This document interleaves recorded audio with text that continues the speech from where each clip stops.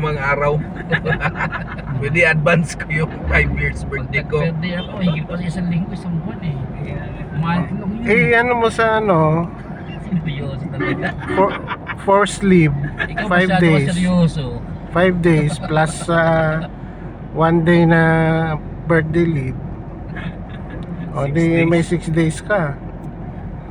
May Sabado at Linggo ka pa. Oh, 8 na lahat yun. Iniisip ko kasi sa Jorin na pag uwi mamaya, diretso ako ng school ng alas 12 ng madaling araw at di na ako magpipirma eh. Hindi ka makakarating ng alas 12, sir. Mga alas 2 yan, Pag alas umaga, 3. tsaka ako maglilib eh. Birthday leave. Ano naman yun eh. Ha? Privilege mo yun eh. Pwede mo na may apply yun. Birthday leave, diretso ng force leave. Ano? Apply mo. Kala ko isang linggo ang birthday dito. Kaya Isa lang.